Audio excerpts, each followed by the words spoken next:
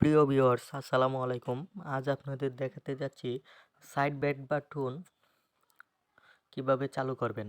আমরা অনেকেই side back button mobile set use করেছি, কিন্তু এখন বর্তমানে যে মোবাইলটি ইউজ করছি সেটার মধ্যে সাইড ব্যাক বাটন নেই। সে কারণে আমাদের ব্যবহার করতে অনেকের সমস্যা হচ্ছে। আজ আপনাদের দেখাবো খুব সহজেই কিভাবে সাইড ব্যাক বাটন অপশনটি চালু করবেন। আপনারা দেখতেই পাচ্ছেন আমার এই মোবাইলে সাইড ব্যাক বাটন অপশনটি চালু রয়েছে। আপনাদের যে মোবাইলে সাইড ব্যাক বাটন অপশনটি নেই, সেটি চালু করার জন্য আমরা খুব সহজেই চালু করতে পারবো। প্রথমেই আমরা সেটিংসে চলে যাব। সেটিংসে চলে যাওয়ার পর সার্চ বাটনে সার্চ করব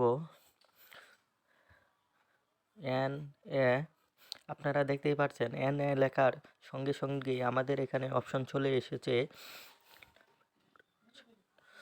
নাভিগেশন অপশনটি। এই অপশনটিতে আমরা চাপ দেব। চাপ দেওয়ার সঙ্গে সঙ্গেই আমাদের এখানে অনেকগুলো অপশন দেখাচ্ছে।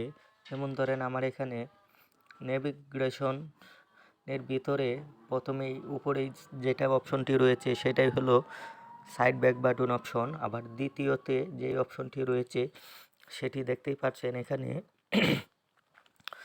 নিচে যেই দুটি অপশন রয়েছে সেই যে কোনো একটি সিলেক্ট করে দিতে পারেন।